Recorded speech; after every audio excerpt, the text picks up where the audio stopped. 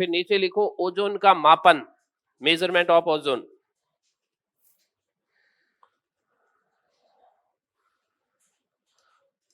Ozone का मापन।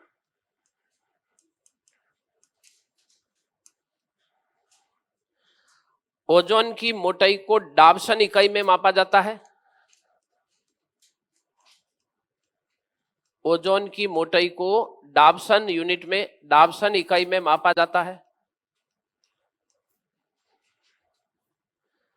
Ozone की मोटाई को डाबसन इकाई में मापा जाता है।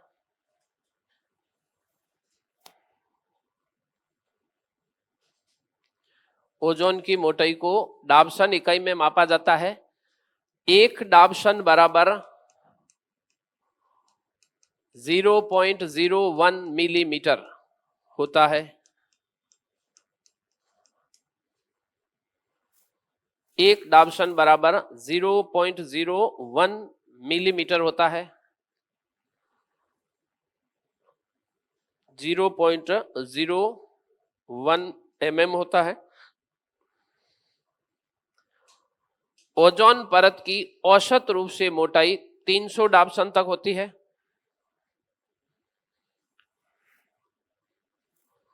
ओजोन परत की औसत मोटाई 300 डाबसन तक होती है।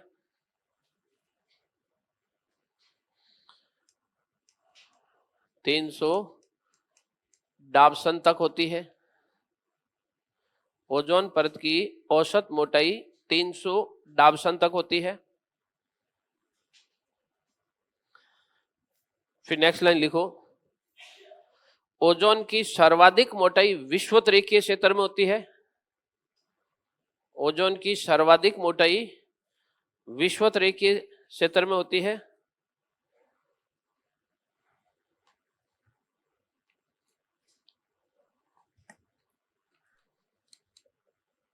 ओजोन की सर्वाधिक मोटाई विषुवतरेखीय क्षेत्र में होती है, जबकि इसकी सबसे कम मोटाई, ओजोन की सर्वाधिक मोटाई विषुवतरेखीय क्षेत्र में होती है, जबकि इसकी सबसे कम मोटाई ध्रुवीय क्षेत्रों में होती है।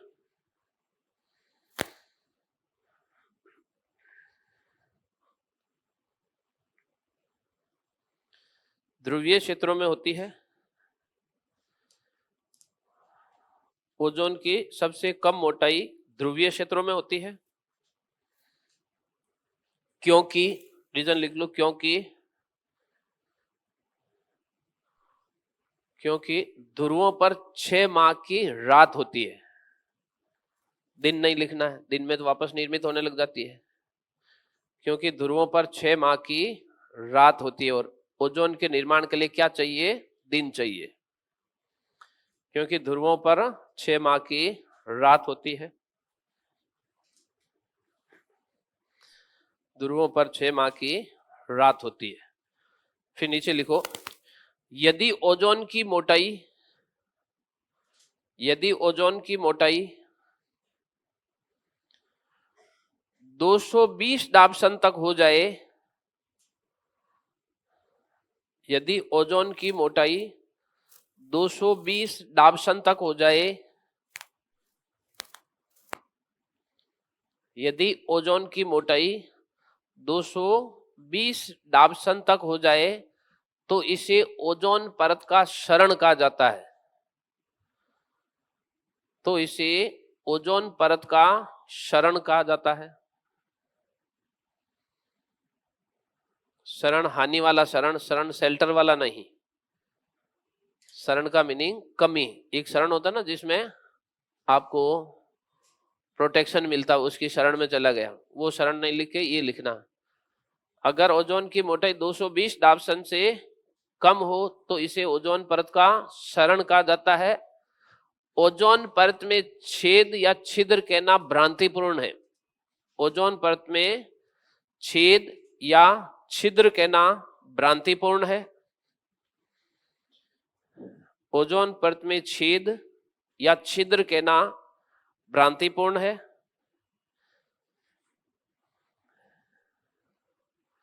ओजोन परत में छेद या छिद्र कहना भ्रांतिपूर्ण है। ये केवल इसकी मोटाई में कमी को इंगित करता है। ये केवल उसकी मोटाई में कमी को इंगित करता है। ये केवल उसकी मोटाई में कमी को इंगित करता है। ये केवल उसकी मोटाई में कमी को इंगित करता है। फिर लिखो ओजोन परत या ओजोन क्षरण के कारण लिख दो। ओजोन क्षरण के कारण, ओजोन क्षरण के कारण, ओजोन क्षरण के कारणों में लिखो ओजोन क्षरण के कारण में लिखो पृथ्वी से शीतलकों के रूप में छोड़े जाने वाली विभिन्न प्रकार की गैसें। पृथ्वी से शीतलकों, ओजोन परत में क्षरण के कारण,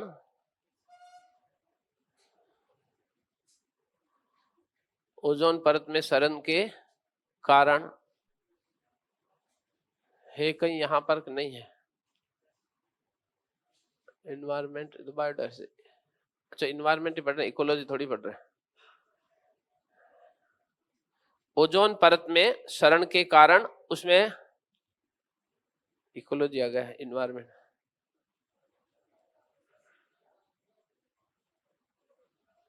इसमें बाहर ही है कहीं। ये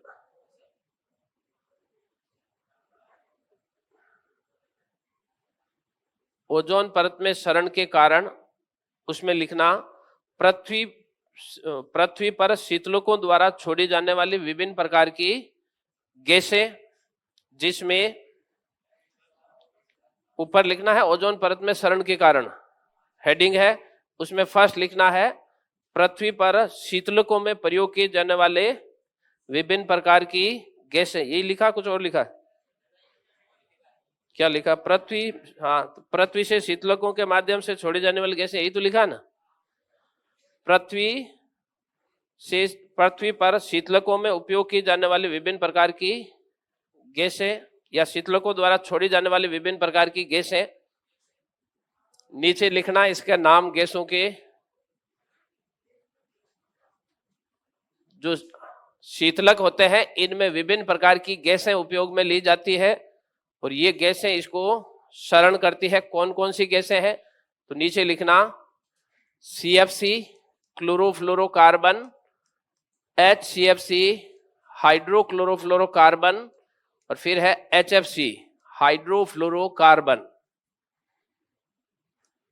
शीतलकों द्वारा छोड़ी जाने वाली विभिन्न प्रकार की गैसें, क्लोरोफ्लोरोकार्बन, ये हो जाएगी हाइड्रो क्लोरो फ्लोरो कार्बन, ये हो जाएगी हाइड्रो फ्लोरो कार्बन। शीतलकों द्वारा छोड़ी जाने वाली विभिन्न प्रकार की गैसें हैं जो इसको नुकसान पहुंचाती है।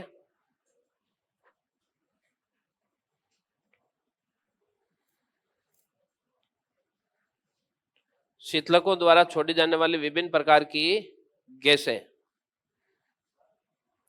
क्लोरोफ्लोरोकार्बन, हाइड्रोक्लोरोफ्लोरोकार्बन, और तीसरी है हाइड्रोफ्लोरोकार्बन।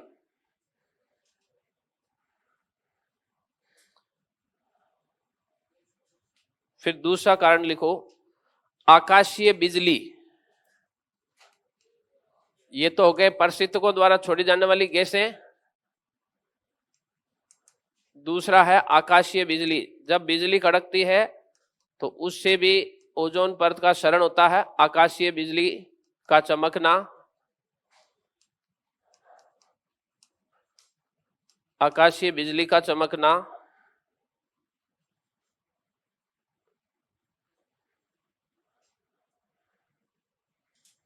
आकाशीय बिजली का चमकना, इसमें है या कल की तरह नहीं है, एक दो कारण और है इसके।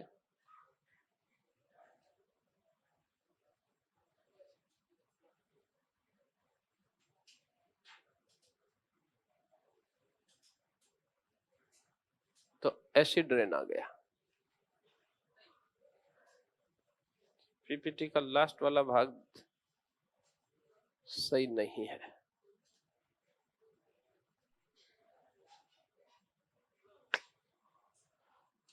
इसमें भी एक दो पॉइंट और है, मुझे याद नहीं आ रहे हैं, इसमें है नहीं, तो एक दो जगह छोड़ दो। फिर इसके ओजोन परत के क्षरण को रोकने के लिए किए गए प्रयास,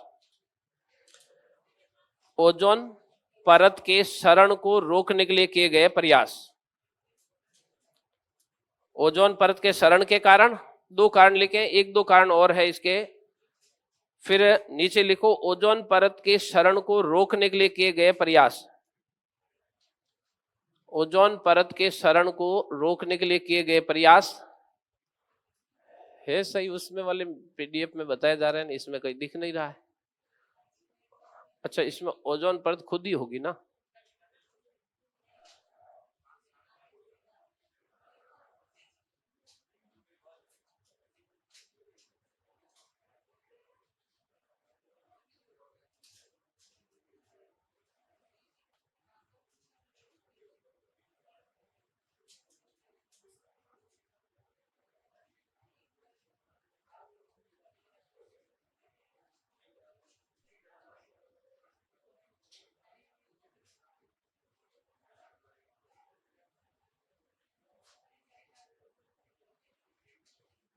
चलो, ओजोन परत के क्षरण को रोकने के लिए किए गए प्रयास, उसमें नंबर 1 लिखो वियना कन्वेंशन।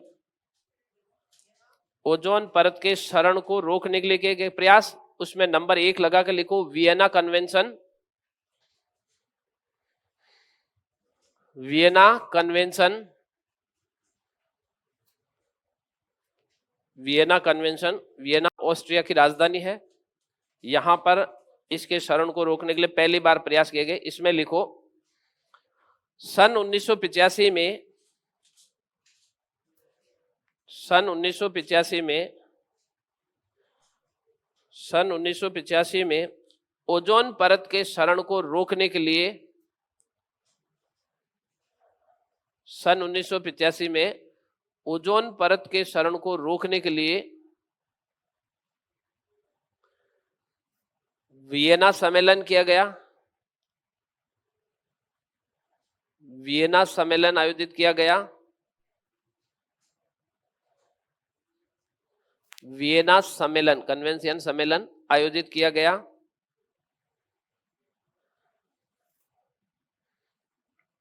वियना सम्मेलन आयोजित किया गया। इस सम्मेलन में, इस सम्मेलन में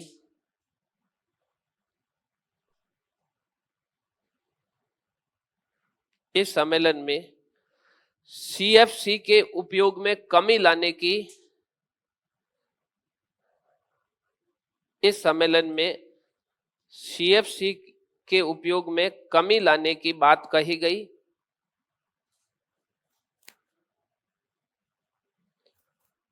इस सम्मेलन में क्लोरोफ्लोरोकार्बन के उपयोग में कमी लाने की बात की गई, लेकिन ये बाध्यकारी नहीं था।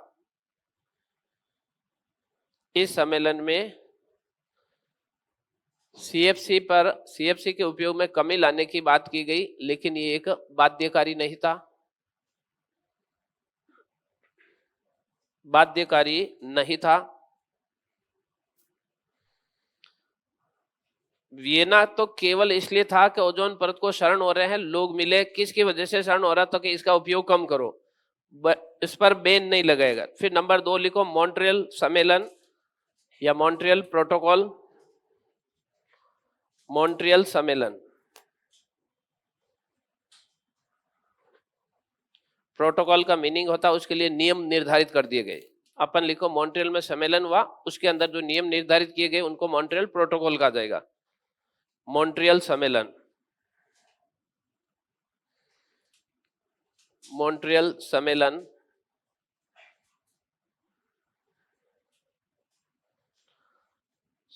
लिखो 16 सितंबर 1987 को। इस डेट को मेंशन करना क्योंकि 16 सितंबर को ओजोन डे मनाया जाता है। 16 सितंबर 1987 को 16 सितंबर 1987 को कनाडा के मॉन्ट्रियल में 16 सितंबर 1987 को कनाडा के मॉन्ट्रियल में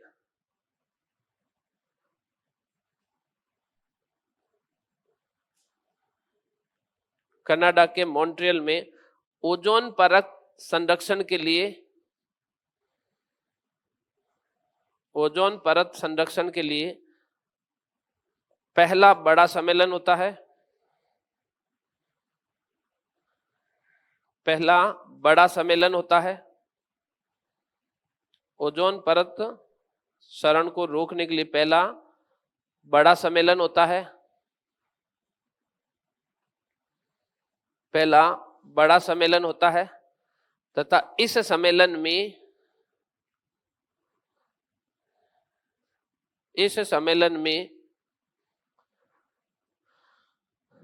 CFC व HCFC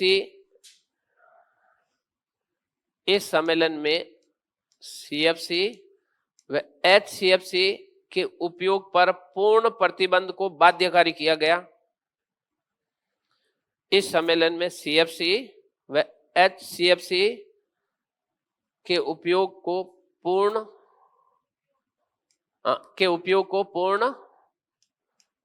प्रतिबंधित किया गया। CFC व HCFC के उपयोग को पूर्ण प्रतिबंधित किया गया। पूर्ण प्रतिबंधित किया गया तथा इनके उपयोग को वर्ष 2000 के बाद वर्ष 2000 के बाद पूरी तरह से रोक दिया जाएगा। वर्ष 2000 के बाद इनके उपयोग को पूरी तरह से रोक दिया जाएगा।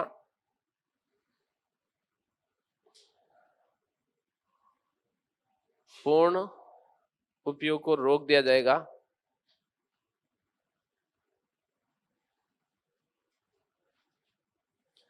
और इनकी जगह, इसमें एक लाइन और लिखो, इसकी जगह HFC का उपयोग किया जाएगा।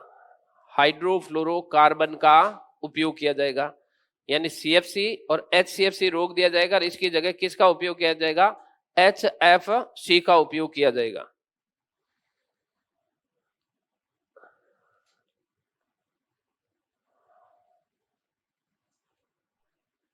HFC का उपयोग किया जाएगा। फिर लिखो नंबर 3, किंगाली या किगाली। किंगाली या किंगाली। किंगाली या किगाली समझौता। किंगाली या किगाली समझौता लिखो। इसमें लिखो वर्ष 2016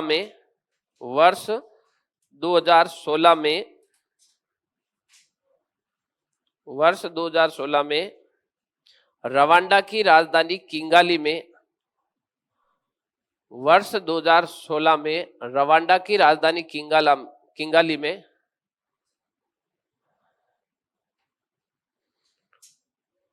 रवांडा की राजधानी किंगाली में इस HCFC के उपयोग पर भी प्रतिबंध लगाने, इस HCFC, अच्छा HFC है ना, HCFC नहीं, HFC है, HFC हाइड्रोफ्लोरोकार्बन। इस सम्मेलन में HFC के उपयोग, इस सम्मेलन में HFC के उपयोग पर भी प्रतिबंध लगाने के लिए समझौता किया गया है। प्रतिबंध लगाने के लिए समझौता किया गया है।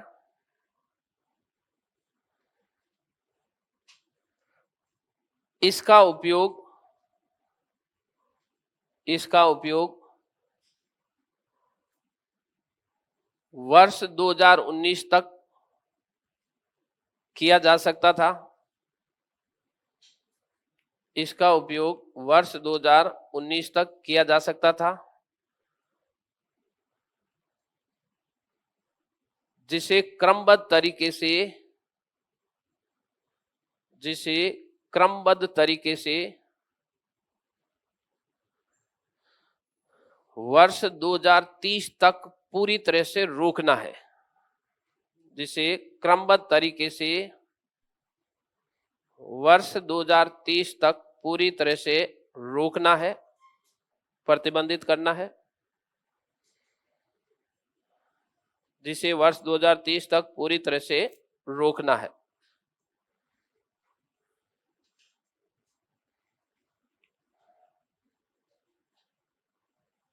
फिर नीचे नोट लगा के लिखो, नोट लगा के लिखो,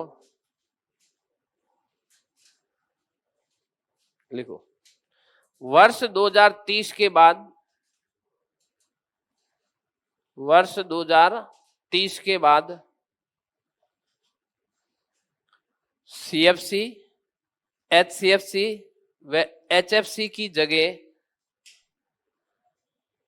वर्ष 2030 के बाद CFC, HCFC और HFC के स्थान पर HFO हाइड्रोफ्लोरोओलियंस का उपयोग किया जाएगा। हाइड्रोफ्लोरोओलियंस, हाइड्रोफ्लोरोओलियंस का उपयोग किया जाएगा।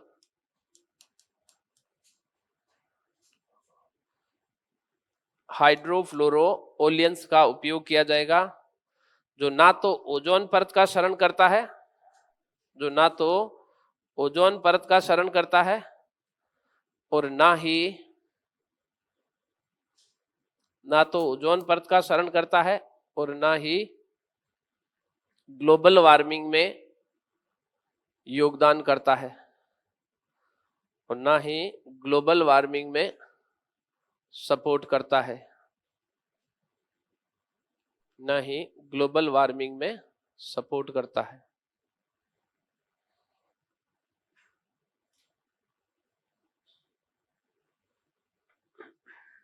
ना ही ग्लोबल वार्मिंग में योगदान करता है। फिर लिखो लास्ट पॉइंट इसका, एसिड रेन, अम्लीय वर्षा।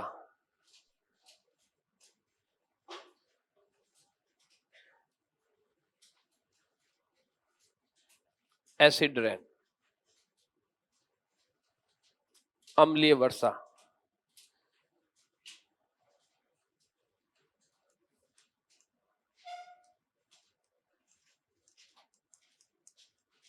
एसिड रेन या अम्लीय वर्षा पृथ्वी के वायुमंडल के अंदर जल वाष्प की मात्रा होती है।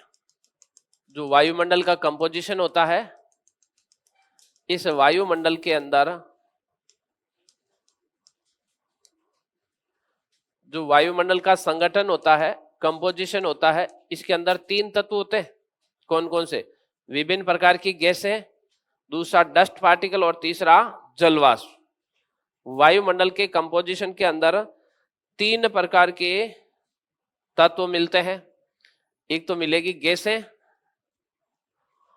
दूसरा मिलेगा इसके अंदर धूल कण और तीसरा मिलेगा इसमें जल वाष्प। जल वाष्प क्या है तो पानी। जल वाष्प वायुमंडल के अंदर H2O जो गैस के रूप में रहता है। हम पृथ्वी से जितने भी वाहन उपयोग लेते हैं, उन वाहनों के अंदर अगर आप जो डीजल या पेट्रोल यूज लेते हो, वो पूरी तरह से दहन नहीं होता, तो इसमें 2 प्रकार की गैसें निकलती है। एक तो सल्फर डाइऑक्साइड निकलती है, एक नाइट्रोजन ऑक्साइड या एक नाइट्रोजन ट्राइऑक्साइड। ये गैसें इस ईंधन के अंदर निकलती है। अगर ये गैसें वायुमंडल में जाती है, किसके साथ? H2O के साथ। ऊपर जलवाष्प है वायुमंडल के अंदर, वाहनों से निकलने वाले जो धुआं है इसके अंदर सल्फर डाइऑक्साइड, नाइट्रोजन डाइऑक्साइड या ट्राइऑक्साइड, ये तत्व इसके अंदर मिलते हैं और ये वायुमंडल में जाकर इस जल वाष्प के साथ क्रिया करते हैं। अगर सल्फर डाइऑक्साइड इसके साथ जाता है तो ये बना लेता है H2SO4, सल्फ्यूरिक अम्ल बना लेता है, सल्फ्यूरिक अम्ल बना लेता है। और अगर नाइट्रोजन डाइऑक्साइड जाता है तो ये HNO3 बना लेता है, नाइट्रिक अम्ल। जैसे ही हमारे यहां पर सर्दियों का सीजन शुरू होता है, धीरे धीरे ये दोनों गैसें इस वाले भाग में इकट्ठी होने लगती है और जल वाष्प के साथ ऐड होने लगती है और इस वायुमंडल वाले भाग में सल्फ्यूरिक अम्ल और नाइट्रिक अम्ल बनने शुरू होते हैं। वायुमंडल के अंदर इनकी मात्रा बनती जा रही है और जैसे ही हमारे यहाँ पर वर्षा का सीजन होता है, मानसून आने वाला होता है, सर्दियों से शुरू होता है और मई जून तक ये बनता रहता है। जून में जैसे ही जो पहली बारिश होती है, उस पहली बारिश के अंदर ये अम्ल क्या होते हैं? जमीन पर आते हैं। उस पहली बारिश के अंदर जो पहले इकट्ठे हो रखे हैं, ये अम्ल जमीन पर आते हैं। अगर जो जमीन पर पानी आ रहा है, इस पानी का पीएच वैल्यू 5.6 से कम है, तो उस वर्षा को हम क्या कहेंगे? अम्लीय वर्षा। 5.6 से अगर उसका पीएच वैल्यू कम है, जो पहली बारिश होती है, हमेशा जो एसिड रेन होती है वो फर्स्ट रेनफॉल के समय ही होती है, क्योंकि बाद में तो सारे अम्ल नीचे आ जाते हैं। तो पहली बारिश के अंदर अम्लीय वर्षा होती है और अम्लीय वर्षा के लिए जरूरी है कि उस पानी या जल का जो पीएच वैल्यू है वो 5.6 से कम हो, उसको अम्लीय वर्षा कहेंगे। इसके लिए दो शब्द याद रखना, दोनों ऑब्जेक्टिव में आते हैं। इस अम्लीय वर्षा को झीलों का कातिल कहा जाता है। झीलों के अंदर जो लेक से बाकी बहता पानी तो चला जाता है, झील वाला पानी क्या होता है? पड़ा रहता है। उसके अंदर अगर एसिड रेन का पानी चलाएगा तो जो पूरा झील का वनस्पति है, शैवाल है, उन सबको क्या कर देता है? खत्म कर देता है। इसलिए इसको कहा जाता है झीलों का कातिल। एक इसको कहा जाता है stone leprosy. Stone leprosy, leprosy क्या होती है? कोड। हाँ, लेप्रोसी का होता है ना, जैसे स्किन के ऊपर से वो बड़े बड़े फफोले होकर उतरना, ये लेप्रोसी कहलाती है। तो ये पत्थरों की लेप्रोसी है। जिस भाग में एसिड रेन होगी, पत्थर क्या हो जाएगा? फूलकर उसे पपड़ियां उतरने लग जाती है, फूलकर उसे पपड़ियां उतरने लगती है, इसलिए इसको बोला जाता है स्टोन लेप्रोसी। ताजमहल है, ताजमहल के पास में जितने भी ये अपने इंडस्ट्रियल लगी है, उसको बंद किया जा रहा है। क्यों बंद किया जा रहा है? कि इसमें वायुमंडल के अंदर ये गैसें मिलाई जा रही है और ये गैसें अगर मिल गई, वायुमंडल में चलेगी और पहली बारिश ताजमहल पर हो गई, तो ताजमहल के अंदर जो व्हाइट संगमरमर है, इस पानी से क्या हो जाएगा? फफूल हो जाएंगे और उसका रंग जो व्हाइट है वो व्हाइट से बदलकर किसी और कलर में हो जाएगा। इसलिए स्टोन लेप्रोसी। दूसरा झीलों का कातिल, ये दो शब्द आते हैं, इसको इतना ही ध्यान रखना है, झीलों का कातिल।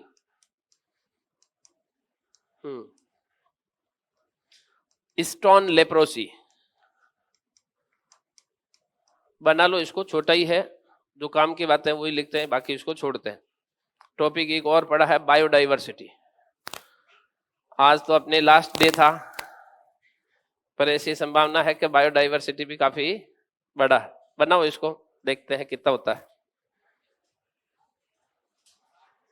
हाँ, चलो पार्टी कर देते हैं, बाकी वाला पढ़ाते नहीं।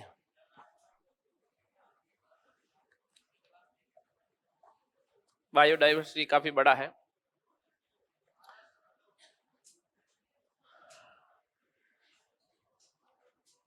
एसिड रेन, अम्लीय वर्षा। जो पहली बारिश है, अगर उस बारिश के अंदर जो पानी नीचे आ रहा है उसके पीएच वैल्यू 5.6 से कम है, तो उसको अम्लीय वर्षा कहा जाएगा। और इसके लिए जो जिम्मेदार कारक है वो sulphur dioxide, nitrogen dioxide, nitrogen trioxide है। और ये जल वाष्प के साथ क्रिया करके दो प्रकार के एसिड बनाता है, एक तो सल्फ्यूरिक अम्ल, दूसरा नाइट्रिक अम्ल। और इस एसिड रेन में इसकी मात्रा 80% होती है, यानी ज्यादातर मात्रा में सल्फर डाइऑक्साइड होता है और उसकी वजह से सल्फ्यूरिक अम्ल बनता है। और दूसरा जो एसिड बनता है वो नाइट्रिक अम्ल बनता है, HNO3।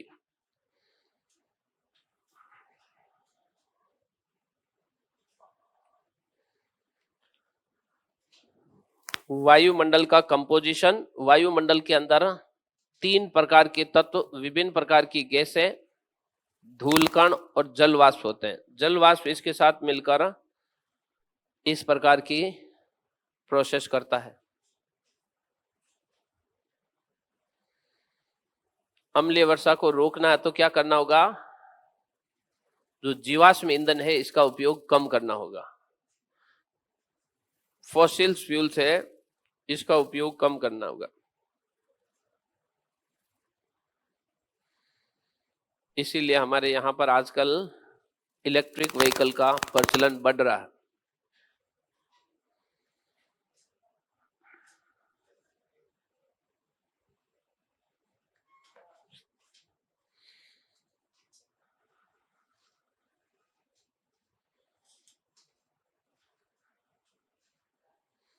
और ये एसिड रेन वही होगी जहां पर इंडस्ट्रियल रीजन ज्यादा है, जहां पर पॉपुलेशन ज्यादा है, व्हीकल का उपयोग ज्यादा किया जाता है, उस वाले भाग के अंदर इस प्रकार की गैसें हैं वो अधिक मात्रा में छोड़ी जाती है। और जैसे ही वो जल वाष्प के साथ मिलती है वो इन अम्लों का निर्माण करके बैठ जाती है। ब्रेक ब्रेक की बात मत करो, ये अच्छा नहीं लगता है। थोड़ी देर में वैसे ही ब्रेक ही होना है।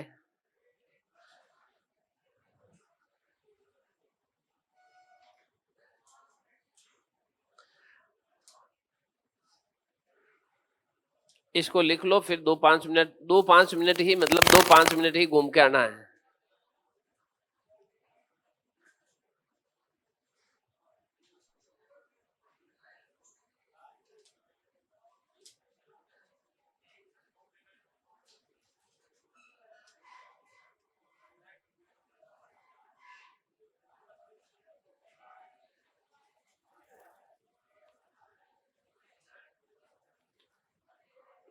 लिखो, इसमें पहले लिख लो फिर जाना है। हाँ तो अब वही तो कह रहा हूँ, टाइम ही कितना बचा? 20 से 40 मिनट बचा है। हाँ, आपकी बातों का समर्थन नहीं हो रहा है, इसलिए जाओ और जल्दी वापस आओ। लिखो इसको। बात तो सही यही है, क्लास 7:30 शुरू होती है, 9:30 9:45 अपन छोड़ने में लग जाते हैं, क्लास तो लगती नहीं है। और नाम ऐसा लिखा जाता है रोज 3 घंटे की क्लास होती है, इसलिए अपना मैटर हमेशा पीछे का पीछे खिसकता जा रहा है। लिखो इसमें, एसिड रेन में लिखो, लिखो वायुमंडल में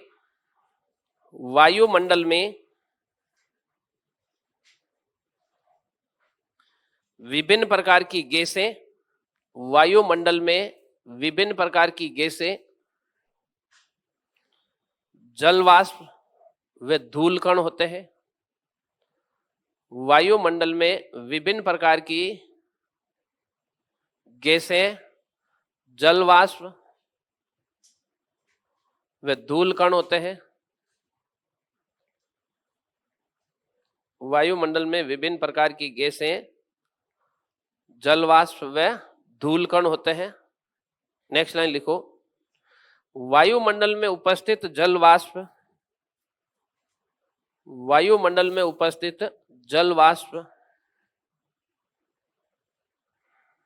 वायुमंडल में उपस्थित जल वाष्प उद्योग, परिवहन, वायुमंडल में उपस्थित जल वाष्प इंडस्ट्री हो या कोई ट्रांसपोर्ट साधन हो, वायुमंडल में उपस्थित जल वाष्प उद्योग या परिवहन आदि से निष्कासित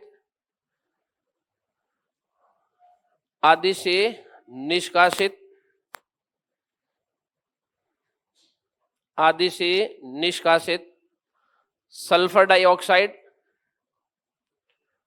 आदि से निष्कासित sulphur dioxide, nitrogen dioxide,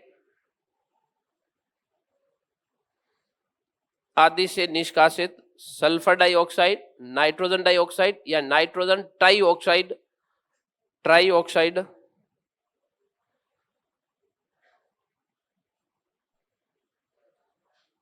sulphur dioxide, nitrogen dioxide, nitrogen trioxide, वायुमंडल के जल वाष्प उद्योग या परिवहन के द्वारा उपयोग में लिए गए साधनों से छोड़ी गई sulphur dioxide, nitrogen dioxide, nitrogen trioxide के साथ क्रिया करके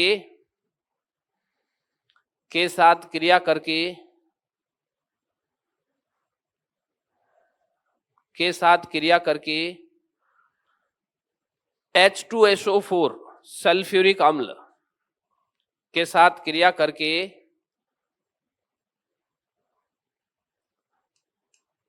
H2SO4 सल्फ्यूरिक अम्ल व HNO3 नाइट्रिक अम्ल का निर्माण करती है। नाइट्रिक अम्ल का निर्माण करती है।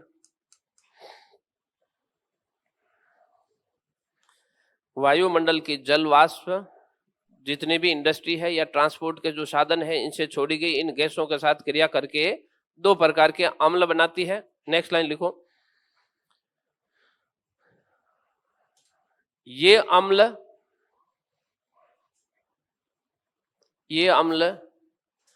पहली वर्षा के रूप में या पहली वर्षा के साथ, ये अम्ल पहली वर्षा के रूप में या पहली वर्षा के साथ धरातलीय भाग पर आ जाते हैं।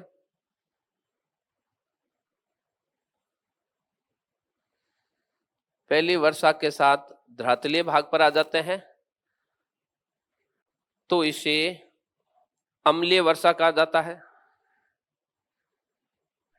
तो इसे अम्लीय वर्षा कहा जाता है।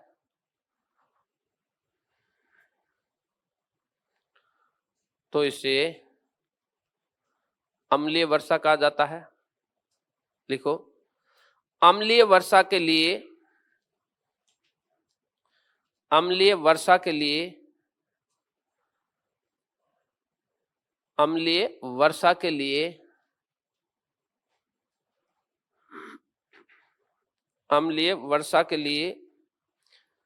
वर्षा के जल का पीएच मान, वर्षा के जल का पीएच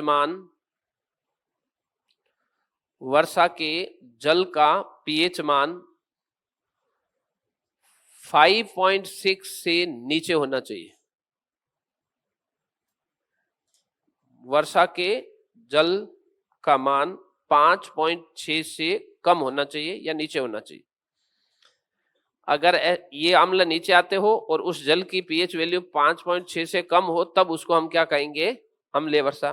फिर नीचे नोट लगा के दो बातें लिखनी है। इस अम्लीय वर्षा को नोट लगाना है, स्टार लगाना है, ये क्वेश्चन आते हैं।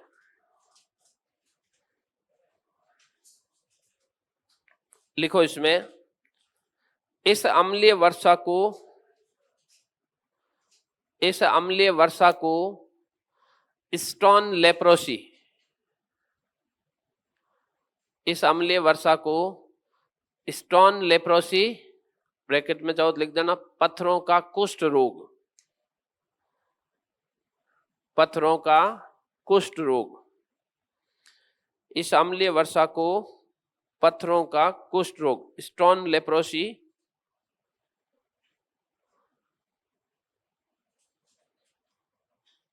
स्टोन लेप्रोसी या पत्थरों का कुष्ठ रोग कहते हैं। पत्थरों का कुष्ठ रोग कहते हैं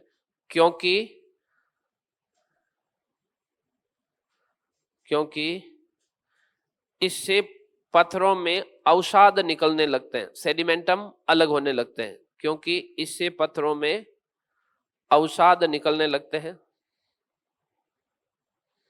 क्योंकि इससे पत्थरों में अवसाद निकलने लगते हैं।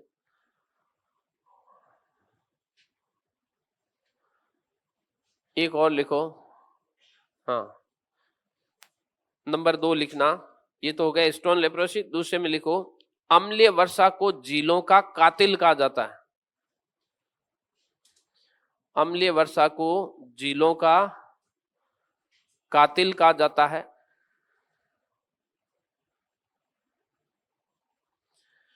अम्लीय वर्षा को झीलों का कातिल कहा जाता है।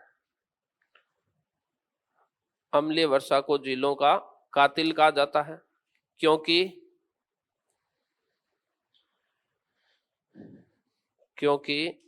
अम्लीय वर्षा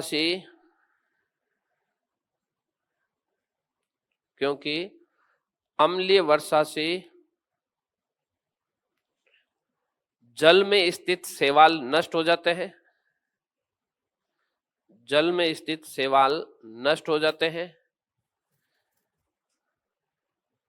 जल में स्थित शैवाल नष्ट हो जाते हैं तथा उन पर निर्भर जीव समाप्त होने लगते हैं। तथा उन पर निर्भर जीव समाप्त होने लगते हैं।